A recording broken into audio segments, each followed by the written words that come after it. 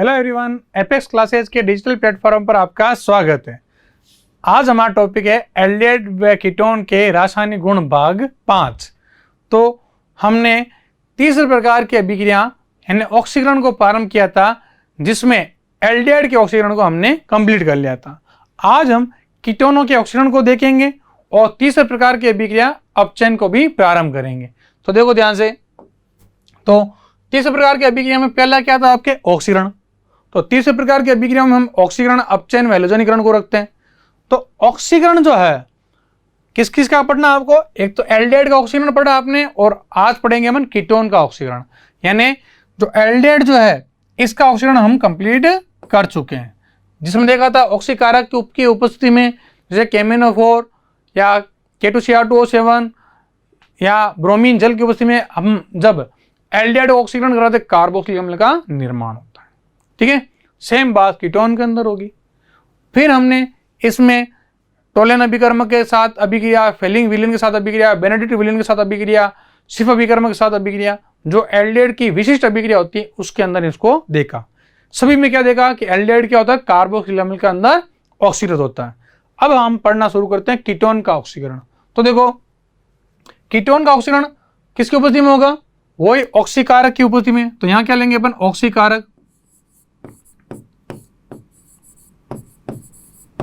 बताओ ऑक्सीकारक क्या होंगे इसके अंदर आपके, एक तो KMnO4 यानी पोटेशियम परमैंगनेट और K2Cr2O7 कैसा होना चाहिए, अम्लीय। ये कैसा होता है आपके, अम्लीय।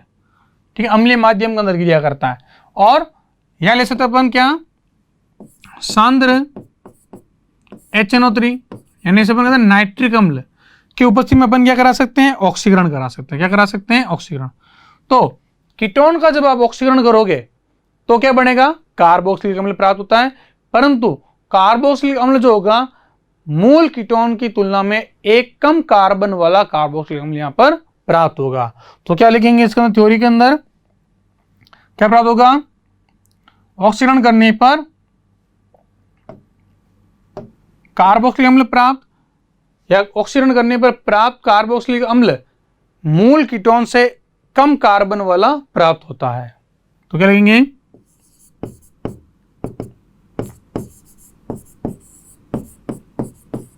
ऑक्सीकरण करने पर प्राप्त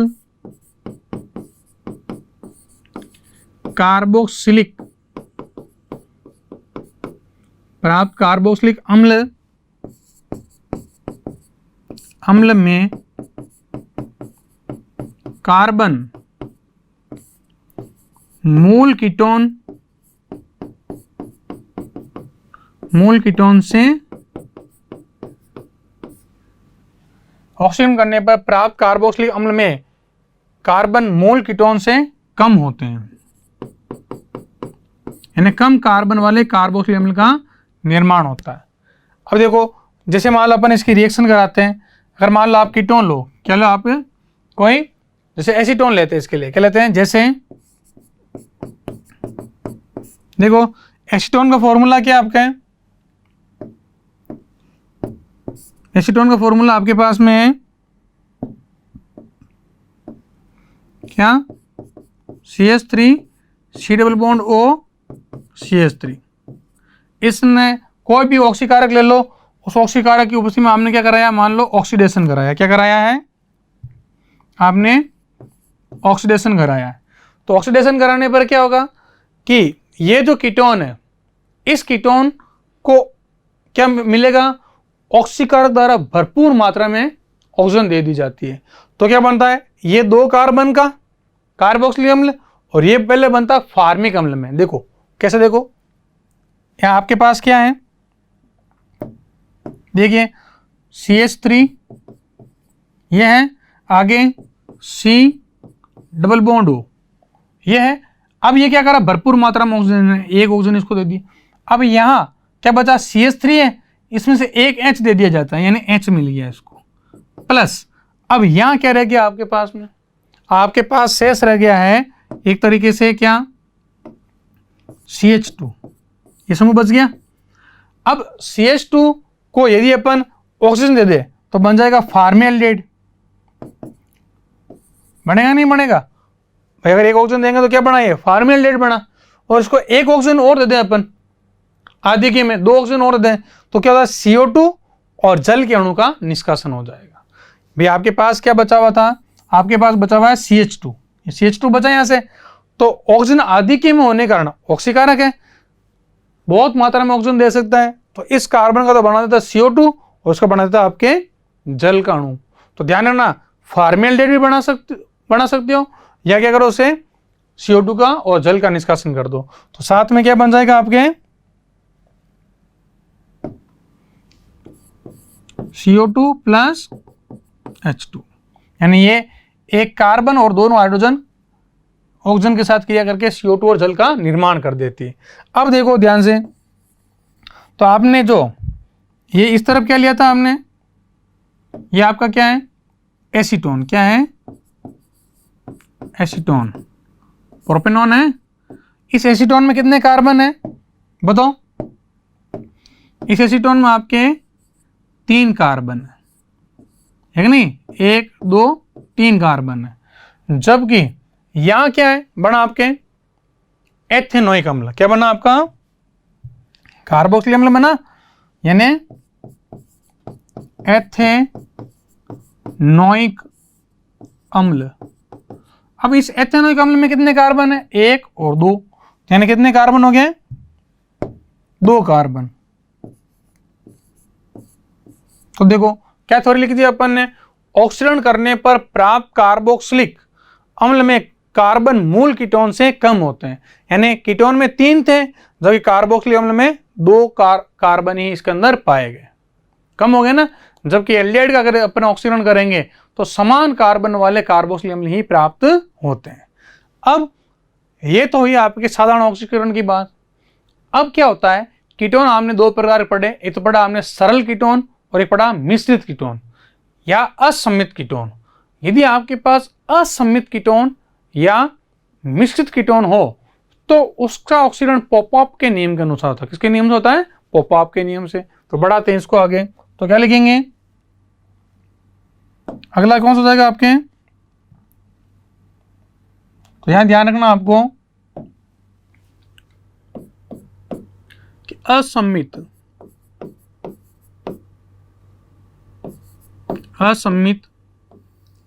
या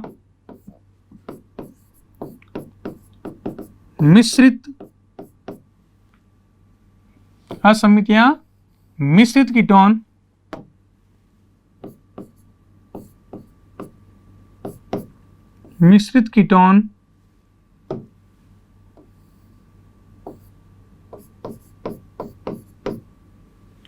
का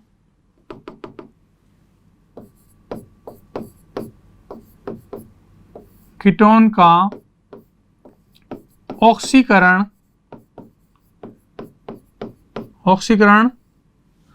कौन से नियम से होता है, पॉपअप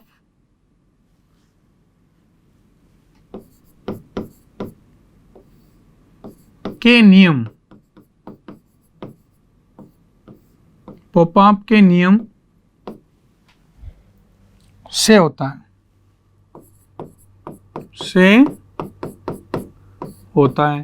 वापस देखो क्या लिखा है, असम्मित या मिश्रित कीटोन का ऑक्सीकरण पॉपअप या पॉपअप के नियम से होता है।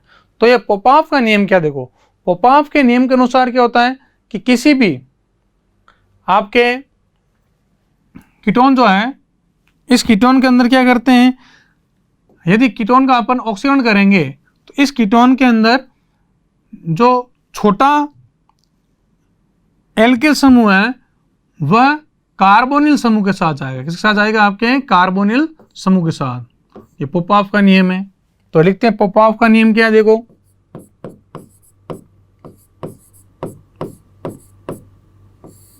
पॉपअप का नियम,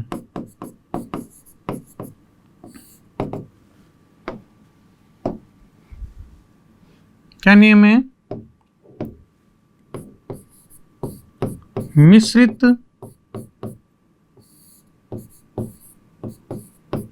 कीटोन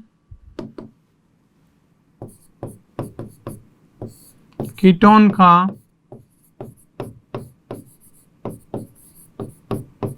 ऑक्सीकरण करने पर छोटा एल्किल समूह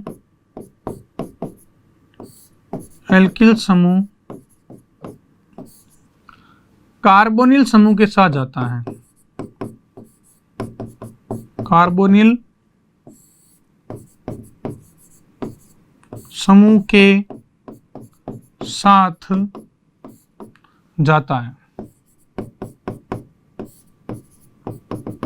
अब देखो कैसे बेटा, अगर अपन क्या ले रहे हैं, देखो इधर, जैसे मान लो मैं क्या करूं, अभी आपने एसीटोन लिया, एसीटोन में क्या था, CH3 C double bond O CH3, इसमें ऑक्सीकरण कर रहे हैं, यानी एक तो बनेगा 2 कार्बन का, एक कार्बन का बनेगा, भले यहाँ 2 ले लो और इस तरफ 1 ले लो, बात एक ही है। तो एसीटोन में तो ये बात लगती नहीं है। अब देखो यदि अपन क्या करें, जैसे मान लो इधर भी CH2 और इधर CH3 और इधर CH2 और CH3, तो ये भी तो कैसा है, ये सममित कीटोन या सरल कीटोन है। क्यों? तो कीटोन के दोनों तरफ एल्किल समूह की संख्या क्या है, बराबर है, तो इसके ऊपर पोपाप का नियम आपके नहीं लगेगा। तो कैसे पर लगेगा, असममित पर। क्यों?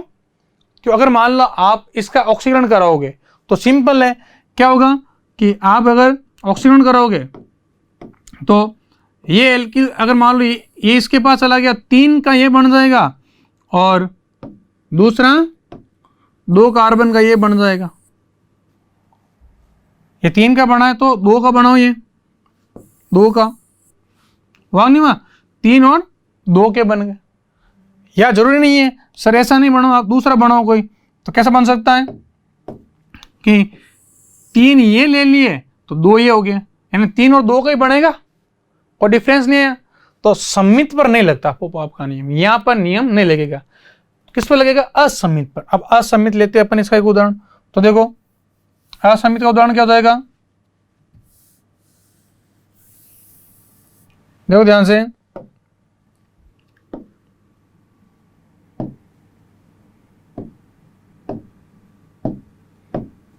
असममित कीटोन देखो, जैसे CH3 CH2 CH2 CO और CH3।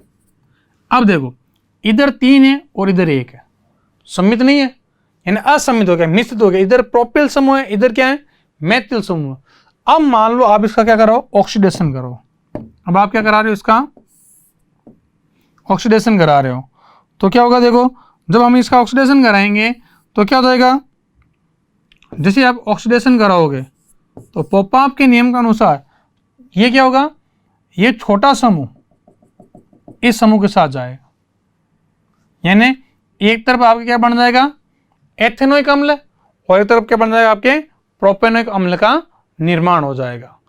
तो एथेनोइक और प्रोपेनोइक अम्ल का निर्माण हो जाएगा। ऑक्सीकरण कर रहे हैं, कोई भी ऑक्सीकारक ले सकते हो, कैसा होता है, KMnO4 K2CR2O7 सांद्र H13, ऑक्सीकारक भरपूर मात्रा में ऑक्सीजन देगा। तो बनो क्या बनेगा, मुख्य उत्पाद देखो क्या लेंगे, CH3 CH2 और इस कार्बन का क्या बन जाएगा, COOH, ये 3 का कार्बोक्सिल अम्ल बन गया, और एक बनेगा 2 का, यानी छोटा समूह इसके साथ जाता है, प्लस क्या बन जाएगा, देखो अब यहां क्या, CH3 COH, यहां अपन क्या लिख सकते हैं, देखो CH3 COH। अब देखो बैलेंस करो, हाइड्रोजन बैलेंस एक नहीं, इधर इतनी देखो, 3 2 5 2 7 और 3 10, यहाँ कितनी हाइड्रोजन देखो, 3 2 5 और 1 6 और 4 10। यानी हुआ क्या था कि जो CH2 समूह है, ये CH2 समूह है ना, इसके डबल बॉन्ड O जुड़ गया, यहाँ क्या जुड़ गया था, डबल बॉन्ड O, और एक हाइड्रोजन जो थी उसने क्या किसको दे दी, इसको दे दिया आपके OH के रूप में। ठीक है, तो इस चीज का आपको ध्यान देना है। तो वापस देखो पोपाप का नियम क्या लगता है, असमित कीटोन पर। किसको लगता है? असमित कीटोन पर। तो छोटा समूह जो है यानी एल्किल समूह है वो कार्बोनिल के साथ जाता है, ये कहा गया है। ऐसा नहीं कि इसका एक अलग बनाओ और एक आप मेथनोइक अम्ल बनाओ, ऐसा नहीं होगा। क्या करना है आपको? जो छोटा समूह है, ठीक है, ये छोटा समूह किसके साथ जाएगा? हमेशा कार्बोनिल समूह के साथ जाएगा, ठीक है। और इधर बनेगा एक तो प्रोपेनोइक अम्ल और एक बनेगा एथेनोइक अम्ल, यानी इधर तो 3 कार्बन, कितने कार्बन इधर? 1 2 3, तो इसका नाम क्या आपके हैं? प्रोपेनोइक अम्ल। और एक बना आपके 2 कार्बन का, जिसे अपन कहते हैं एथेनोइक अम्ल, इसका निर्माण होता है। अब देखो, और इसका नाम क्या है? क्या से अंकन करेंगे? राइट या लेफ्ट से? राइट से अंकन करना पड़ेगा कि क्रियात्मक समूह को अंक कम देना है। तो कहां शुरू करेंगे? 1 2 3 4 और 5। क्या नाम है इसका? Pentane 2-on। क्या कहेंगे इसे? Pentane 2-on। कीटोन के लिए क्या लगता है? सफिक्स ऑन, ठीक है। तो ये वो आपने पॉपऑफ का नियम को देखा कि मिश्रित कीटोन का ऑक्सीकरण करने पर छोटा एल्किल समूह यानी छोटा वाला समूह कार्बोनिल समूह के साथ जाता है, यानी उसके साथ उसका ऑक्सीकरण होता है।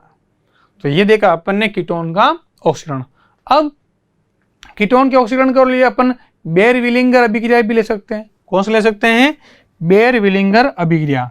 तो दूसरा अपन ले सकते हैं इसके अंदर, ये तो साधारण ऑक्सीकरण हो गया। दूसरा क्या लेते हैं अपन? सेकंड है आपके बेयर-विलिंगर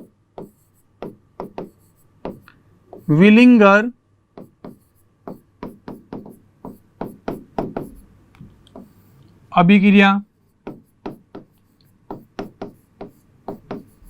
तो देखो, बेयर-विलिंगर अभिक्रिया में क्या होगा कि बेयर-विलिंगर अभिक्रिया में पर अम्ल के साथ कीटोन की क्रिया कराने पर एस्टर व कार्बोक्सिलिक अम्ल का निर्माण होता है। तो किसके साथ उपस्थिति में क्रिया कराई जाती है? ये पर अम्ल की उपस्थिति में। तो क्या लिखेंगे?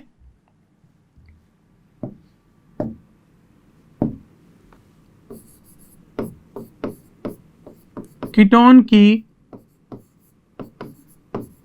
पर अम्लों की उपस्थिति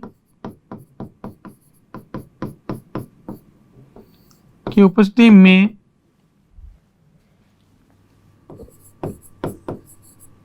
अभिक्रिया कराने पर एस्टर व कार्बोक्सिलिक अम्ल का निर्माण होता है। अम्ल का निर्माण होता है।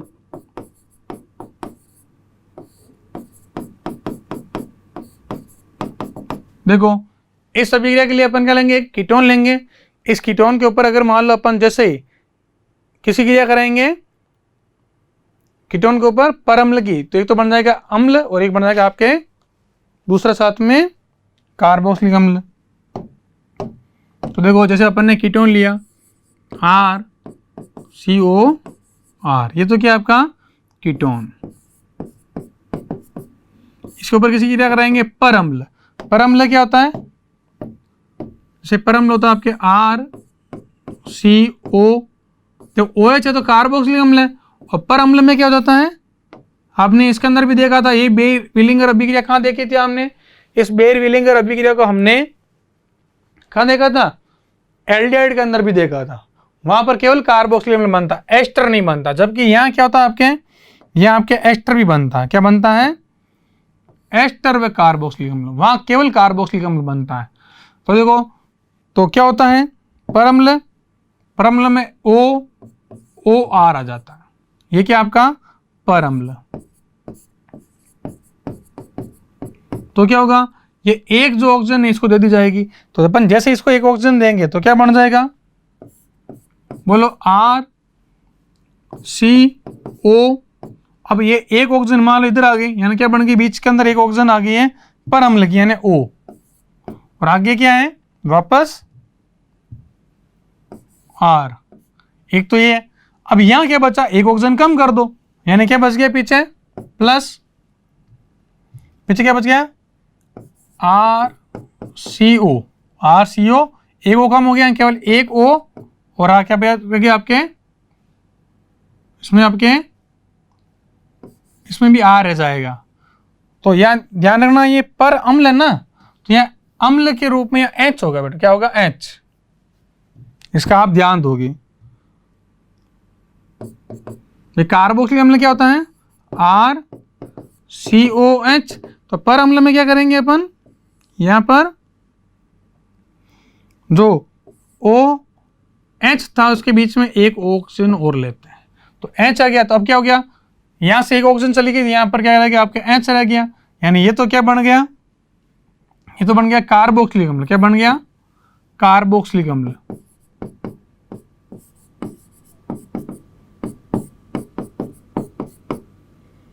कार्बोक्सिलिक अम्ल, और ये क्या बन गया आपका एस्टर। तो ये कौन सी अभिक्रिया होगी आपके, बेयर-विलिंगर अभिक्रिया। वापस देखो इसको जल्दी से, सिंपल रिएक्शन है, कुछ नहीं है कि पर अम्ल में जो OH होता है उसके बीच में एक ऑक्सीजन और आ जाती है एक्स्ट्रा, ये ऑक्सीजन ही क्या करती है, इसको दे दिया आपने कीटोन को, जैसे कीटोन को दिया तो क्या बन गया RCOR, यानी क्या क्या आपका एस्टर बन गया, और पीछे क्या रह गया आपके RCO और H, ये OH रह गया आपके, ये O तो कहाँ चली गई थी, ये तो भेज दिया आपने इसके पास, और जो पीछे ये जो बच गया OH और RCO, वो क्या कहलाता है आपके कार्बोक्सिलिक अम्ल का निर्माण कर देता है। तो ये हुई आपके बेयर-विलिंगर अभिक्रिया। अब देखिए इसके बाद इसके अंदर एक अभिक्रिया और होती है, वही हेलोजनीकरण कह दो या हेलोफोम अभिक्रिया कह दो, और जिसे अपन दूसरा नाम कहते हैं हाइपोहेलस हैलाइडो अभिक्रिया। तो थर्ड अभिक्रिया लेते हैं अपन कौन सी है, हेलोजनीकरण, या क्या कहते हैं इसे हाइपोहेलाइडो से अभिक्रिया। तो नेक्स्ट हो जाएगी आपकी तीसरी रिएक्शन,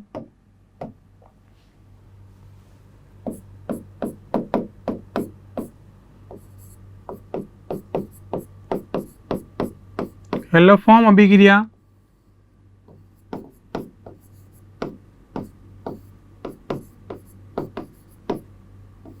अभिक्रिया या क्या कहते हैं, सोडियम हाइपो हैलाइडो द्वारा ऑक्सीकरण, या सोडियम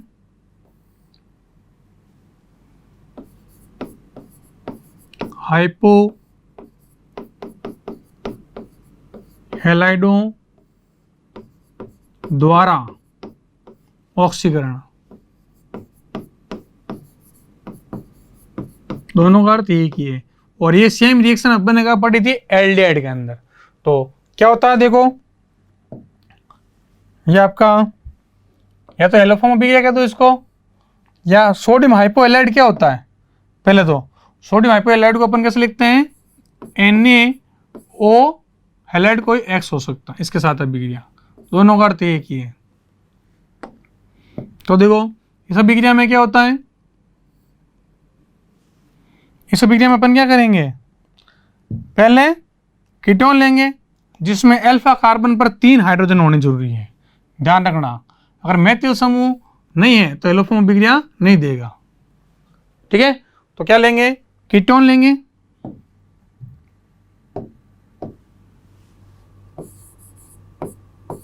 कोई कीटोन लिया, जैसे मान लो हमने क्या लेंगे, एसीटोन लेते हैं जिसमें अल्फा कार्बन पर 3 हाइड्रोजन परमाणु उपस्थित हो। तो क्या होगा देखो,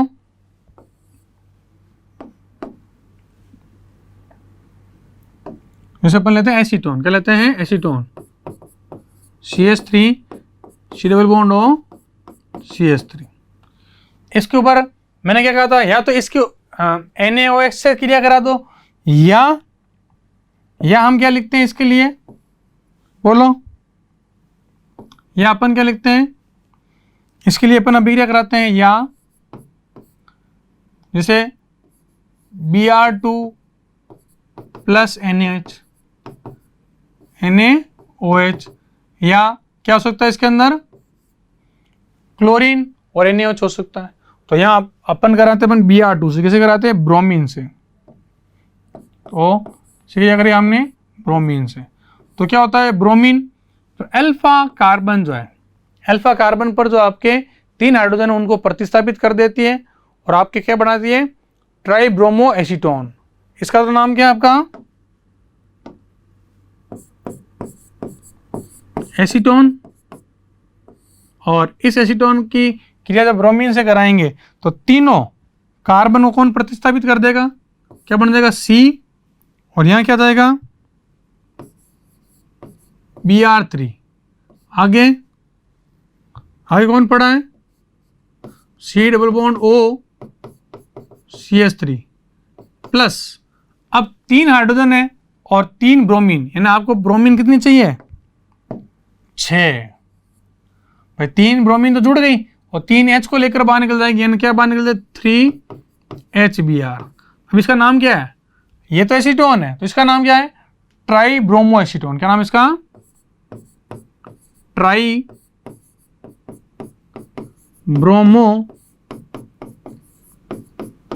एसीटोन बन जाएगा। अब ये ट्राइब्रोमो एसीटोन जो है इसको ऊपर किसी क्रिया कराएंगे, NaOH की। तो क्या हो जाएगा, देखो ट्राइब्रोमो एसीटोन को लिखो वापस, इन 2 स्टेप के अंदर यह अभिक्रिया होगी आपकी। इसको A और इसको B मानते हैं। तो ट्राइब्रोमो एसीटोन लो क्या है, C Br3, आगे C double bond O CH3 plus किसे क्रिया कराएंगे, NaOH से। तो क्या बताया आपको, तो ट्राइब्रोमो एसीटोन जो है इसमें जो ब्रोमीन है, ट्राइब्रोमो, इसमें जो NaOH जो है, इस NaOH का H इसे क्रिया कर लेता है। तो क्या बाहर निकल जाएगा, बोलो क्या उत्पाद बाहर निकल जाएगा, CH और Br3। तो इसे बन गया ब्रोमोफॉर्म, इसे अपन क्या कहते हैं, ब्रोमोफॉर्म। आयोडीन लोगों को तो आयोडोफॉर्म, क्लोरीन लोगों को तो क्लोरोफॉर्म। उसका नाम क्या है, ब्रोमोफॉर्म प्लस। अब पीछे क्या रह गया, देखो पीछे आपके क्या बचा है, NaO और ये CH3CO। तो क्या बन जाएगा, देखो इसको ऐसे लिखते हैं यहां से CH3 से, तो बोलो क्या लिखेंगे, CH3 C double bond O, आ गया 3, ये तीनों, आ गया बच गया ONA। तो ये होता है acetate, CH3 C double bond O minus क्या होता है, एसीटेट। किया परीक्षण लैब के अंदर, हथेली टेस्ट किया था, एसीटेट, एसीटेट मूलक अम्लीय, दुर्बल अम्लीय समूह होता है। तो एसीटेट से क्या जुड़ा हुआ है, सोडियम, तो अपन इसे कहते हैं सोडियम एसीटेट। इसका नाम क्या है, ये आपका बन गया सोडियम एसीटेट। तो क्या हुआ, देखो यदि हम क्या लेते हैं, यदि अपन लेते हैं क्या, सोडियम हाइपोहैलाइड, तो इस सोडियम हाइपोहैलाइड का आपके ONA ये किसके साथ जुड़ जाता, कीटोन के साथ जुड़ जाता, जुड़ रहा है नहीं जुड़ रहा है, ONA या कीटोन में तो O ये CH3CO है, इससे कौन आ गया, देखो ONO, इसलिए ऑक्सीकरण हो गया। ऑक्सीजन का जुड़ना क्या लगेगा, आपके ऑक्सीकरण। तो क्या लगेगा, सोडियम हाइपोहैलाइड द्वारा ऑक्सीकरण। या सिंपल रिएक्शन है, पहले ब्रोमीन और NaOH के साथ क्रिया करा दो। तो हमने क्या देखा कि ब्रोमीन की जब एसीटोन से क्रिया करें, ये क्या आपकी ब्रोमीन, तो 3 ब्रोमीन जो थे, ये 3 ब्रोमीन कहाँ गए, इस हाइड्रोजन की जगह, और 3 H जो थे इस ब्रोमीन के साथ किस रूप में निकल गए, 3 HBr के साथ निकल गए। तो 3 ब्रोमीन जब यहाँ आए तो इसका नाम क्या होगा, ट्राइब्रोमो एसीटोन। ये तो केवल क्या है, एसीटोन, जब कहते हैं ट्राइब्रोमो एसीटोन। अब ये जो ट्राइब्रोमो एसीटोन है उसको दूसरे पद में कौन क्रिया करता है, सार NaOH। ये सार NaOH क्रिया करता है, जिसमें से जो H जो है ये किसको दे दिया जाता है, CBr3 को। C तो H बीच में जुड़ गया, CHBr3, तो क्या बन गया आपके ब्रोमोफॉर्म। क्या बन गया, ब्रोमोफॉर्म। अगर क्लोरीन होता तो क्या बनता, क्लोरेल तो क्लोरेल से क्या बनता, क्लोरोफॉर्म, आयोडीन होता तो आयोडोफॉर्म बनता। और पीछे क्या बच गया आपके, देखो CH3CO और ONA, देखो CH3COONA यानी सोडियम एसिटेट बाहर निकल गया। और इस ऑक्सीजन का जुड़ना ही यानी कीटोन में क्या जुड़ रही है बेटा, ऑक्सीजन जुड़ रही है, इसे अपन क्या कहते हैं, इसलिए इसका ऑक्सीकरण कहते हैं।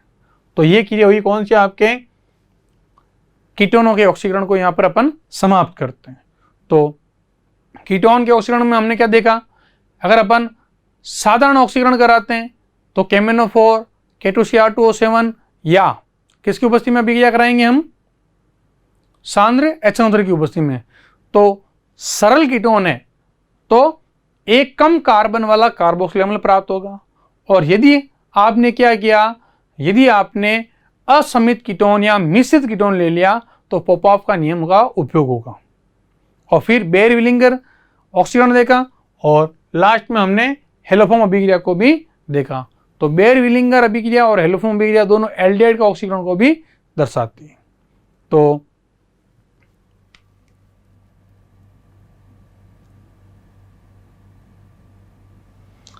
आज के लेक्चर में हमने कीटोन के ऑक्सीकरण को कंप्लीट किया, जिसमें कीटोनों का पोपॉफ के नियम के अनुसार ऑक्सीकरण देखा, फिर हमने बेयर-विलिंगर ऑक्सीकरण और हेलोफॉर्म ऑक्सीकरण को भी यहाँ पर कंप्लीट किया। अब मिलते हैं नेक्स्ट लेक्चर के अंदर। Thank you.